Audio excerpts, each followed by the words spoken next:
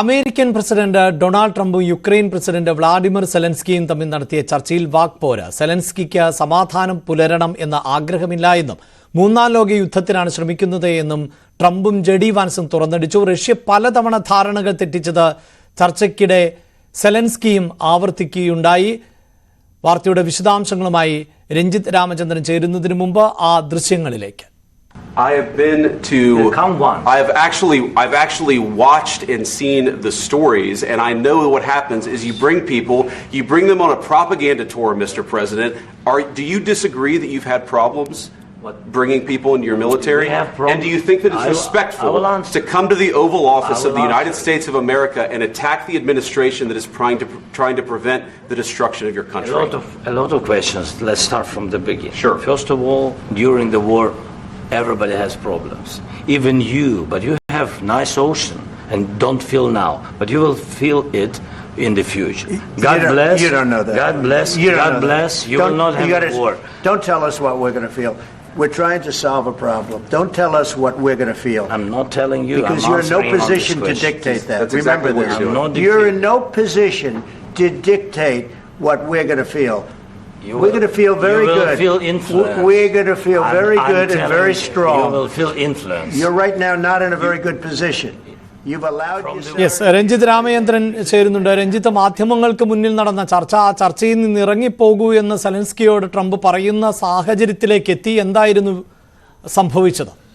Abhilash, white ഹൗസിലെ oval ഓഫീസിൽ അസാധാരണമായ സംഭവ വികാസങ്ങൾ, ഒരുപക്ഷെ രണ്ട് അല്ലെങ്കിൽ ലോക നേതാക്കൾ തമ്മിൽ ചർച്ച നടത്തുമ്പോൾ ഇത്തരമൊരു സംഭവം ചരിത്രത്തിൽ പോലും കേട്ടുകേൾവിയില്ലാത്ത തരത്തിലുള്ള കാര്യങ്ങളാണ് നടന്നത്. നമ്മളിപ്പോൾ കുടുംബ പ്രശ്നങ്ങൾ പോലെ തന്നെ തൻ്റെ ഓഫീസിൽ നിന്ന് ഇറങ്ങിപ്പോകാൻ വൈറ്റ് ഹൗസ്, അതായത് ട്രംപ് ആവശ്യപ്പെട്ടു എന്ന് പറയുമ്പോൾ ഇതിൻ്റെ രൂക്ഷത നമുക്ക് മനസ്സിലാവുകയും ചെയ്യും. മാധ്യമങ്ങളുടെ സാന്നിധ്യത്തിലാണ് ഈ ഓവൽ ഹൗസിൽ ഇത്തരത്തിൽ ചർച്ച തുടങ്ങിയത്. വിദേശകാര്യ സെക്രട്ടറി മാർക്കോ റൂബിയോ ചർച്ചയിൽ പങ്കെടുത്തിരുന്നില്ല. യുക്രൈൻ പ്രസിഡന്റിനെ, അതായത് ജെ.ഡി. വാൻസ്, യുക്രൈൻ്റെ രൂക്ഷ വിമർശകനായ ജെ.ഡി. വാൻസ് ആണ് ഈ ചർച്ചയിൽ പങ്കെടുത്തിരുന്നത്. തന്നെ വിളിച്ച് വരുത്തി അപമാനിച്ചു എന്നാണ് ഇപ്പോൾ സെലൻസ്കി ഇതുമായി ബന്ധപ്പെട്ട് പരാതി പറഞ്ഞിരിക്കുന്നത്. ലോകം വലിയ പ്രതീക്ഷയോടെ കാത്തിരുന്ന ഒരു ചർച്ച കൂടിയായിരുന്നു ഇത് എന്നതുകൂടി ചേർത്ത് വെക്കണം. അതിരൂക്ഷമായ വാക്പോര് ഉണ്ടാവുകയും മറ്റും ചെയ്തു. വൈറ്റ് ഹൗസ് വിട്ട് പുറത്തു പോകാൻ ട്രംപ് സെലൻസ്കിയോട് ആവശ്യപ്പെടുന്ന പശ്ചാത്തലമുണ്ടായി. ഒരു മൂന്നാം ലോക മഹായുദ്ധത്തിന് സെലൻസ്കി ശ്രമിക്കുകയാണോ എന്ന ചോദ്യം ട്രംപ് ഉന്നയിക്കുന്ന പശ്ചാത്തലം ഉണ്ടായി. സമാധാനം പുലരണം എന്ന ആവശ്യം സെലൻസ്കിക്ക് ഇല്ല എന്ന് ട്രംപ് കുറ്റപ്പെടുത്തുകയുണ്ടായി. ട്രംപിന്റെ എല്ലാ വാദങ്ങളും നിർദ്ദേശങ്ങളും സെലൻസ്കി തള്ളി എന്നാണ് ഏറ്റവും പ്രധാനപ്പെട്ട കാര്യം. വാൻസ് യുക്രൈൻ സന്ദർശിച്ചിട്ടുണ്ടോ എന്ന് സെലൻസ്കി ആവർത്തി ചോദിക്കുകയുണ്ടായി.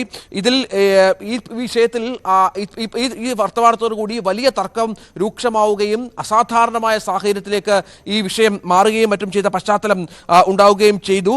യുദ്ധം അവസാനിപ്പിക്കേണ്ടത് നയതന്ത്രത്തിലൂടെയാണോ എന്ന വാൻസിന്റെ വാക്കുകളോട് എന്ത് നയതന്ത്രം എന്നാണ് സെലൻസ്കി തിരിച്ചു ചോദിക്കുകയും മറ്റും ചെയ്തത്.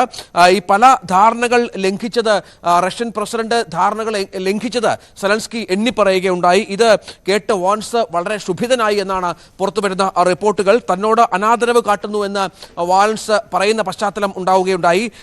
പിന്നീട് ഈ വാക്കുതർക്കം ട്രംപ് ഏറ്റെടുക്കുകയും കൂടിയായിരുന്നു.